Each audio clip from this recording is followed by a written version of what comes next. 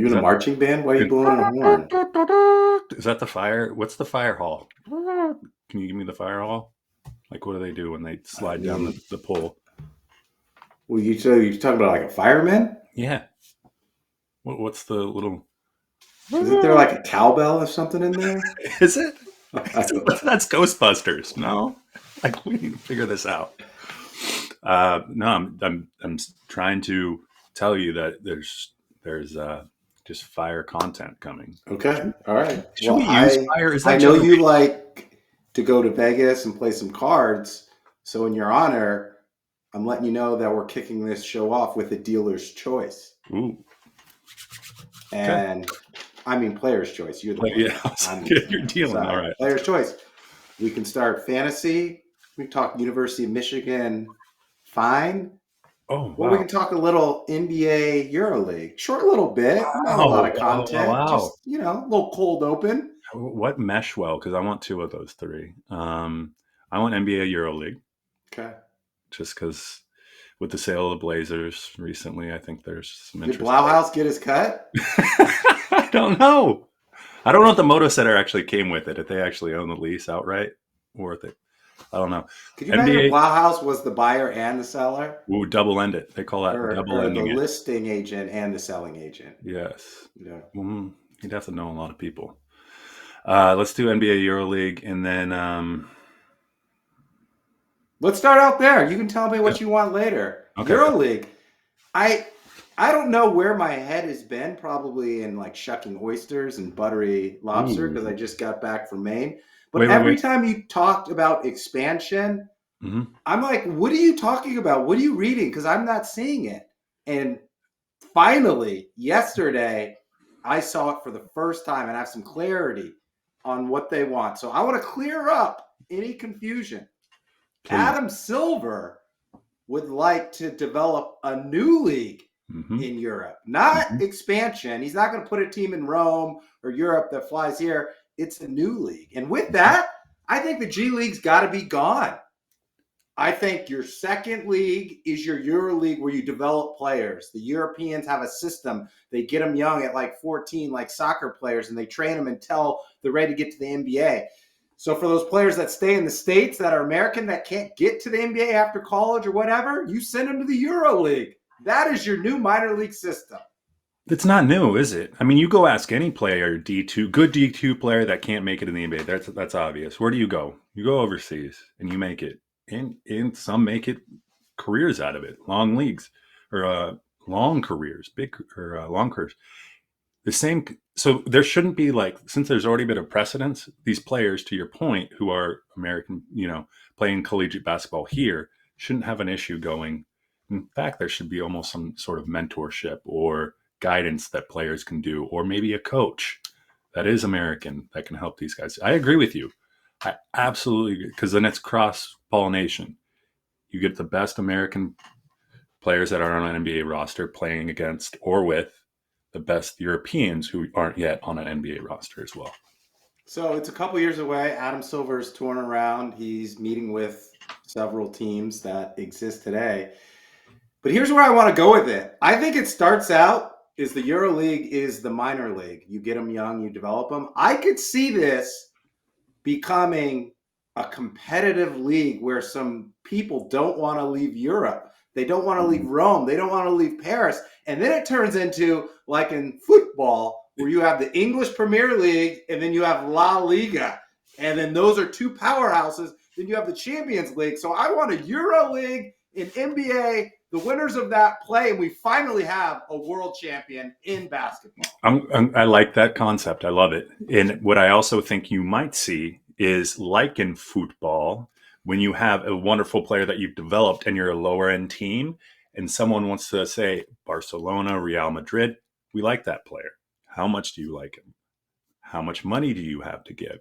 There is the concept that, hey, if you're the Knicks and you really like a player in Madrid, ooh, pony up some money, right? So there's value to your development. I like that idea. I don't see, would Silver allow that for the leagues to look like parity in the way of competition, or He'd won everything in the States, right? The best players in the States, wouldn't he? He would, but what I'm saying is natural evolution of things, right? Yeah. European money, European billionaires, I don't think they can invest in a domestic product or team or ownership Ooh, group. So if they start getting that Saudi money or that France money and they develop the players and then there's some sort of salary cap and right, there's sponsorship deals and there's TV deals. Hey, Kyle, why are you going to leave Paris? Like, right. you grew up in France. You're playing for your family. Do you really want to go play for the Knicks? And then they rise up to the top because these players don't leave. Fair point. I love it. I love the idea. I don't. Why would you leave? You leave for money. You leave for endorsements. You may leave for like a TV market. But if the Euro League is affiliated with the NBA, you're going to get some of that TV money, and you're definitely going to be playing globally. Fair. I mean, would you rather live in France or let's see, Indianapolis? Exactly. You know, I love the concept, and I love how they came out with it. It wasn't like leaked. It was like, okay, here's the vision. You know, everything's completed. It wasn't just the foundation, but more to come. More to come. Where do you want to go next? You choose. Dealer choice. I kind of want to get into some of my other content than the cold openers. Cool. Let's do it. Let's get in this podcast. Hello and welcome to Big Ben and Winn. Each week we broadcast live on nofilter.net, YouTube. More of an audio podcast person. Anywhere you get your podcast, you can find us. If you watch this live, drop your comments below. If you watch this on demand, drop your comments below. I'm Winn. He's Big Ben. We talked about expanding the NBA to Europe. Ooh. We're going to talk a little Penn State, a little college football, and why it's bad to be a New Yorker. And that's where I want to start, Big Ben. You lived in New York. Well, kind of New York. I lived in New York. And at this time of the year, we're either in Atlantic City, we're in the Hamptons, we're living it up, we're having a great time. Summer's winding down, and you know what we're excited about? Postseason baseball and football. But if you're a New Yorker right now, the Mets are scuffling. Mm-hmm. The Yankees are a mess. Is New York, which consists of the Yankees and the Mets, the most overrated Major League Baseball market today? What makes something overrated? I thought about this. It's relative to the amount we discuss it, or it's in the media, relative to the output or success and wins, right? Like, are we talking? And yes, the answer is yes. There are 8 million people in New York City. 8 million, When that is so many. It's double the size of the greater Seattle area in population. They're up before us. Their content's out before us. People are clicking on it before us, so it stays relevant. That's the toughest part. But you're right. The Yankees stink. Well, they don't stink. I said it 2 weeks ago. Go back and look at the tape. They're not making the playoffs. The Yankees don't make the playoffs. And then everyone has to shift focus to the Jets and the Giants. It's not going to be a good winter for New Yorkers. No. But got nothing to look forward to except the New York City Marathon. I ran the half, by the way. But I will say this. They're up before us. Their content's out before us. People are looking at it, clicking on it before us. And I'm saying us being West Coast. Yeah. Therefore, they're the loudest. And I mean, whether it's good, bad, or indifferent, they can spin it any different way for other people to consume. And they got nothing else to do. They're annoying. They're diehard. There's stuff to do. No. There's nothing to do except sports and go to a bar. We've got a lot of stuff to do. But you're right, they're overrated. The last 10 years, guess how many championships have come out of New York? 0. Dodgers have 2. The Astros have 2. The Rangers have 1. So the state of Texas has 3.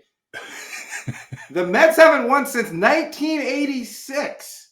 The Yankees haven't won since 2009. When I lived there, they didn't win.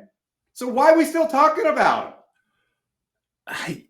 And here, I'm on a heater right now. There are 5 teams better than the Yankees right now. Mariners, Astros, Tigers, the Red Sox, and the Blue Jays in their division. They're third. There are 5 teams better than the Mets right now. Look out west, Dodgers, Padres.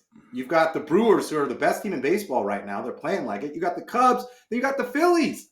Why are we talking about these teams? Where's ESPN located? Bristol. Thank you. On Where's West or Stephen East A. Coast? Smith located? New York. New York, exactly. The loudest mouths in media are from New York. And again, they can make any content relevant, good, bad, indifferent. You're going to click on it. You're going to hear about it. And the West Coast, there's just, as you said, there's nothing to do. There's a lot of stuff to do. I mean, LA is the second biggest media market. Yet they probably have about half the people covering sports that New York does. Yeah. I mean, They're that's all the covering truth. Hollywood. That's the truth. We don't care as much about sports. I mean, that's based on fandom, based on whatever you want to say. Yankees are annoying. Hey, my question to you, how would you classify their fans? Knicks in 6. Knicks in 6. By the way, that's also another issue. The Knicks were good, so all of a sudden that momentum carries over the baseball season. How would you classify their fans? The Yankees fans are knowledgeable, smart, and they know their baseball. Okay. They don't have those stupid homer hankies or whatever you do in the playoffs. They just get up and stand up. I love a good New York Yankees fan. The Knicks fans are stupid, right? Like, they get their game on Christmas. They're happy. They're excited. Oh, this is our year. You know what? It's not your year. Look at your team. Look at the West. You're not going to win. Knicks fans are delusional. Yankees fans are smart and knowledgeable. Red Sox fans are annoying. Mets fans, I haven't they're met a just Mets waiting fan. for a winner. Yeah, I haven't met a Mets fans. And let's go to football because I was I was in Hoboken when the Giants won, I think, 2 titles in 3 years. Now that was huge, right? Yeah. But that's dissipated. Now the funny part is the Jets win 10 games. K-Win, look out! We're never going to read about anything else Yeah. for the entire season. So, and Jets. The Giants are not that far away, right? They've got neighbors. They've got Carter that they drafted from Penn State. They got Thibodeau. They got a good defense. Jackson Dart, we'll see. Russ, we'll see. I think they're a quarterback away from fighting for a wild card. Maybe they're like 1 or 2 years away. Sure. I want to go to the dealer analogy. So the cards are, if you're the New York metro area, what are your cards? Aaron Judge. Great. Juan Soto. Who else? Got Pete Alonso. Lindor's good. Pete Alonso, Over there. Lindor. Who? Giancarlo. Is he even relevant anymore? That's the problem with the Yankees. They're built around Judge. Their starting pitching has gone to shit. Their bullpen, they traded for these arms, can't hold a lead. They're slumping around Judge, and they're throwing the ball around the field. The Yankees are a disaster. The Mets, I think they'll be all right. I think they get to the playoffs, but they ain't winning it all. I can't wait till you leave LA and you just torch LA too, because you telling how it is. But stay with me. The analogy. There's those cards. Give me 5 cards from. Let's go the Mariners and the Dodgers. You got Raleigh. You got Suarez. You got Naylor. You got what's the guy Rodriguez in center. I don't even know your starting pitching, but I know you guys are lights out. You've got the best farm system in Major League Baseball. So take the Mariners and Dodgers right here. Mariners and Dodgers. Mariners versus Yankees. Dodgers versus Mets. Who ends up in the proverbial title game? Is it Mariners Dodgers? Yeah. Okay, we win. And also, where's the MVP coming? Oh, the West Coast. Cal Raleigh's got to win it. Judge should not. If Judge wins it, it's a travesty. I'll tell you that. He's having a great year, and he should win a Silver Slugger, but Cal Raleigh is the most valuable player in the American League. Here's the issue with Cal Raleigh. Let's go back to there's been 2 MVPs at the catcher position. Pudge and Joe Mauer. Both hit over 300. But both did not sniff. Cal Raleigh's already hit more home runs than both of them, and he has more RBIs than Joe Mauer already. The issue is the Baseball Writers of America are going to look at it's almost what Judge would have done if he was healthy. You know what they do. They project in a sense. But he should win it. bar none. Mariners would be nowhere close to where they are. And that's important too. I mean, they'd be nowhere close to, I mean, they're leading the wild card right now. Without Kyle Raleigh, they're sniffing the A's. Yeah. Well, so Judge is having a great year. I think he's leading the league as of today in average. He's second in home runs. I think he's close to the top in RBIs. But I don't think his year has been like a Mike Trout year like 4 or 5 years ago, or a Tani year where it was so great you had to give him the MVP. Those guys were great, and then everyone else was just okay. Cal Raleigh's going to break the record for home runs for catchers. He might break the Mariners single season record. He won the home run derby. The problem is he's playing when all these writers on the East Coast are asleep. And so they just see Judge go 2 for 4 with a home run and RBI, and they don't even know what Cal Raleigh's doing. They don't even know the Mariners are in first place. Here's what the Mariners have to do. They need to mark. What are the biggest channels over in New York? And all these like proverbial East Boston, they need to run an MVP campaign. Yeah, Times Square, like the Ducks. Take an ad out in Times Square. Exactly. Thank you. That's what, because you're exactly right. They don't see the impact Cal's having. They look at the standings. Okay, the Mariners are good, but their pitching's nails. But also, some could argue that Cal Raleigh has an influence on how the pitching is. Obviously, you're right. Aaron Judge has an influence on how bad the Yankees' defense is.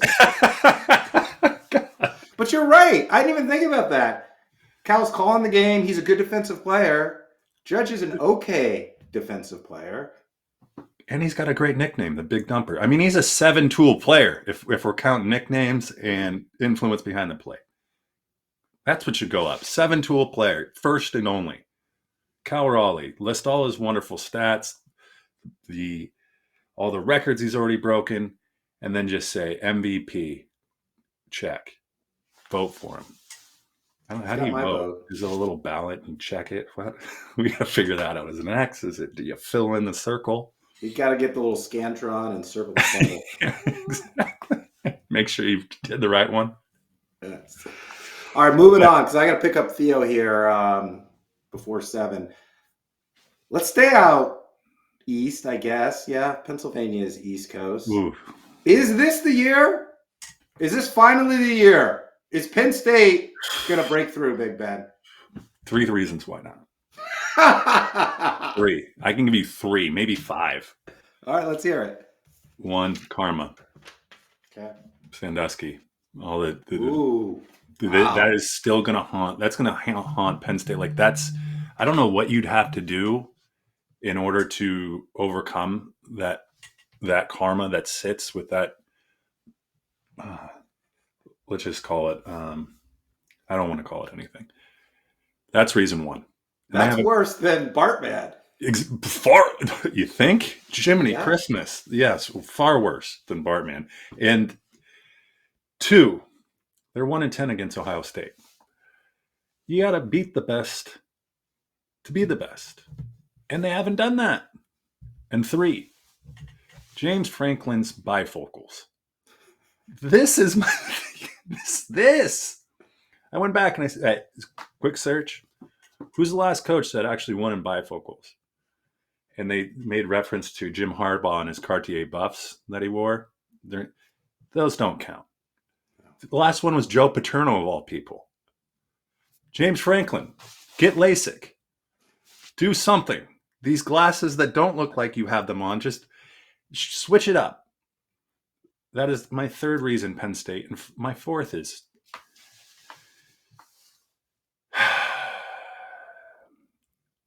I just don't. I mean,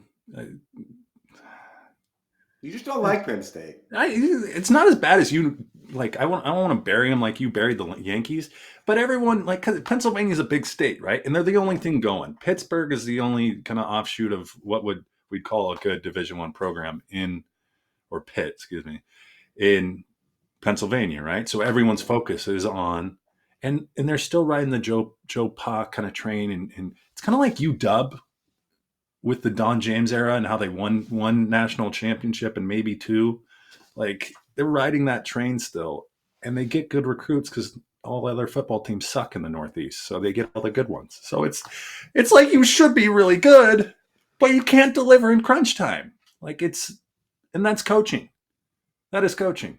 James Right. Franklin, if he, you know what you Maybe need to this is do? the year he breaks through, right? No, here's what you need to do. If you were the college president, if you want Hey, the Red Sox broke through. The easy, Cubs broke through. how many years did it take? A long time. Yeah, so they got about Eventually. 30 more years in Penn State if they're going to break through at that pace. I'm the college president at Penn State University. I walk into James Franklin's office and I say, if you do not win it this year and or beat Ohio State, you will not have a job. Then see what happens. Like it has to come to that, doesn't it? I'm going to argue this is the year of Penn State, Oh. Big Ben. I'm going to be here to support our fans in Pennsylvania that go to Happy Valley and have a good time wearing a white shirt at the whiteout party in Beaver Stadium. They were a drive away from making it to the national championship. They returned Drew Aller, 3-year starter. He's probably a first-round draft pick. They have the best running back room in the country with Singleton and Allen. Their defensive coordinator, oh, by the way, Jim Knowles came from Ohio State. He's got that championship pedigree. He's got that 4-2 scheme. Oh, and have you seen Penn State's defense? They've got a corner by the name of A.J. Harris, going to be a first-rounder. They've got Danny Dennis Sutton on the edge. This could be the year. I'll give you that. Knowles might be a karma buster. He might be the guy because reading around about Knowles and just how he carries himself and what he brings to that program, that he might be the karma buster. In fact, I would love to see it if they don't win it. Knowles becomes the head coach because in reality, that's why he signed the deal. He's coaching waiting. In reality, Kyle, you just said they have, quite frankly, probably the best quarterback in college football. Maybe Arch. There's probably a few others. They have the best running backs. They have the best defensive backs. If you do not win, what does that say about you as a coach? What does that say? I haven't even talked about their 3 wide receivers they got in the transfer portal. Like they got Kyron Hudson from USC, Devontae Ross from Troy, Trayvon Pena from Syracuse. Together, they combined for 2,400 yards last year. So on paper, they have it all. They do. Why not now? But that's why we play the game. It is, my friend. But it's got it. I'm going to come back to that. It's you have the best players. Like, you know, if coaches got together, they have the best returning nucleus. Right. When coaches get together, they can see on paper, they know well enough. And that's why there's coaches polls, right? Sit there and go, yes, this is the most talented team in the country, or we know this, right? Coaches come together. You could also put that on paper and go, man, who needs to coach this team? You know, who could take this team to a national championship? The question is, James Franklin, you are, I guess the point I'm trying to make is, if, say, University of Oregon, Dan Lanning, he looked at me and they said, Dan, you can go change rosters. Do you think he'd do it? No. How about UW? Yes. Jed Fish. Do you think Jed Fish was win the title with Penn State's team? No. Sandusky curse. It's real. I didn't think about that. It is.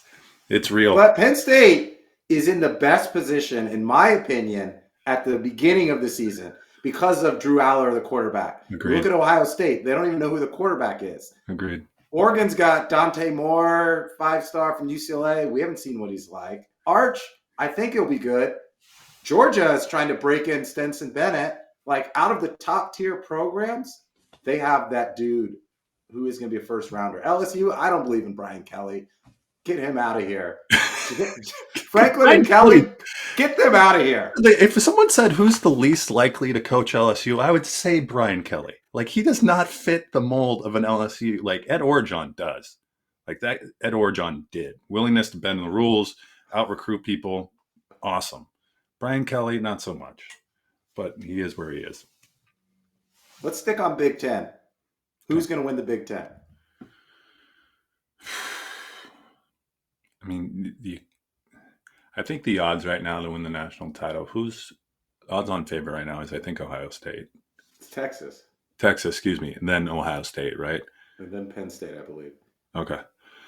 Well, either way, and I think people might say this too, is if you're the number one team in the nation and you're an underdog to the team you're playing in the first game, tells you people think that team is actually better than the number one team, and that is Ohio State. Yeah. It's Ohio State. Ohio State. Until it isn't. And its reason is Jeremiah Smith, guys like that, where just difference makers, playmakers, they've been there, they know how to win it. The coaches have proven they know how to win it.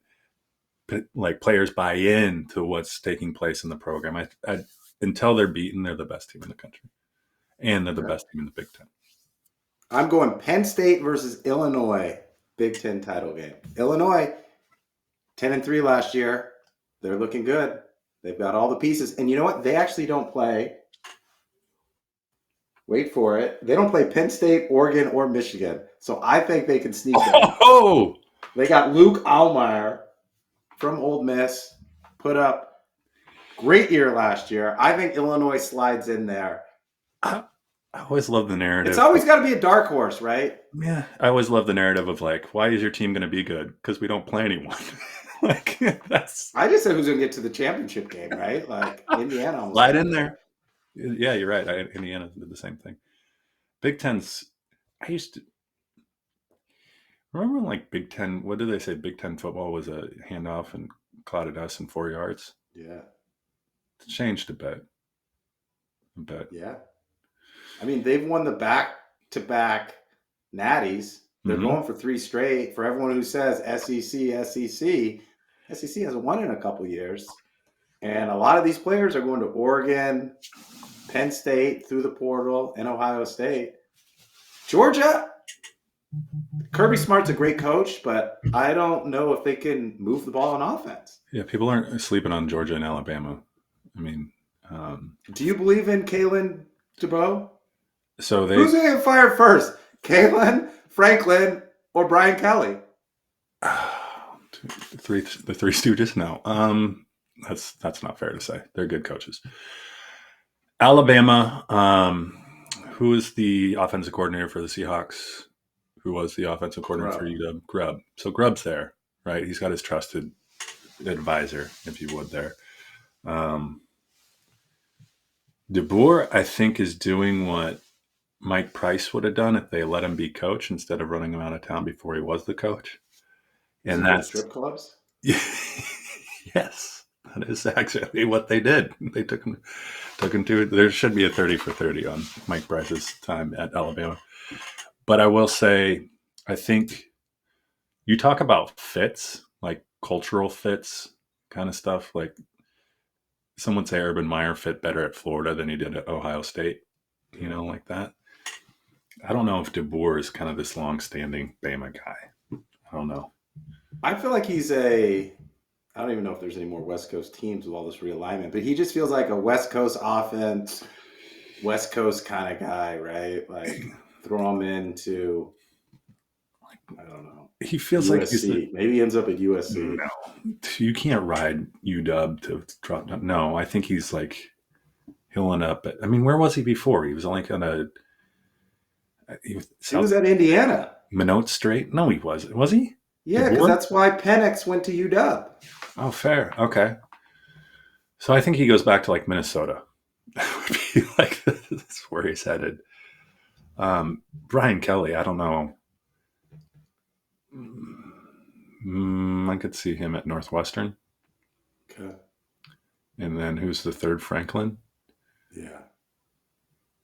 I guess him taking a couple years off, just be he'll be Shiano's Fox football, like he'll be like a host or an anchor pushing LASIK surgery. Yeah. I don't know. College football's here. How many weeks away are we? We are 2 weeks away from week 0. Wait, hold on. We are 1 week away from week 0. So next Friday, the 23rd, yeah, that's right. Iowa State plays Kansas State. Ooh. Yeah. And then it gets going the following week. We got Texas, Ohio State. We got LSU, Clemson. Ooh, We got Clemson's fantasy football. We've got survivor pools. Clemson is been. Who's the quarterback's name? Cade Klubnik. Klubnik. Yeah. Clemson's going to be. It's similar. The narrative around them is similar to that of Penn State. Like they have all the pieces. Yeah. And they have them. But the difference is they play in the ACC. Miami's down just because I don't believe in Carson Beck. I don't believe he's anywhere. You don't believe in close. him, or you don't like him, or both? Both. Both things can be true. He's not as good as Cam Ward. No, he's not. Not even close. And Cam Ward carried that team and elevated that team. Yeah. Yep, you're right. I think Pitt's down. I think SMU's down. So if Clemson doesn't lose early, they could have they could get a bye. They could. Agreed. Because I don't see Miami. Yeah, Carson Beck's going to get hit in the mouth. Whoa. Bill Belichick. What about Carolina? Bill Belichick doesn't play quarterback. Like he won with Jimmy Garoppolo. He won with. That's the NFL. Matt Castle. He won with. That's the NFL. You assume players are Jacoby professionally Brissett. good. But let's talk college. There's a massive difference between fielding a really talented team at the collegiate level and the difference between. I mean, in the NFL, any given team can beat any given team. He's building an NFL program.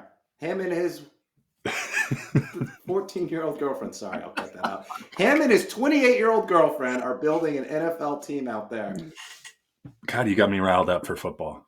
I know. Well, let's go. I gotta pick up my dog. Go. Make sure you follow us at Big Ben KWin_ on Instagram, TikTok, X, wherever you get your social media. If you like watching us live or on demand, each week we broadcast on nofilter.net and YouTube. Make sure you 5-star us, drop your comments below.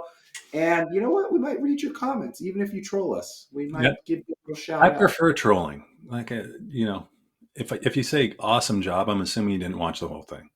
Like if you say this part stunk, okay, I'll take it. I prefer just positive accolades, just sunshine and rain. I prefer constructive criticism. Oh gosh, let's get out of here. Yeah, go Theo. Yeah, I gotta pick up my dog. Oh, we're back again on Monday. Get ready. Woo! And you know what? The Mets and Yankees still won't be good on Monday. I hope the Mariners have come back. They're beating them just so I feel a little better about that. Yeah. Boom.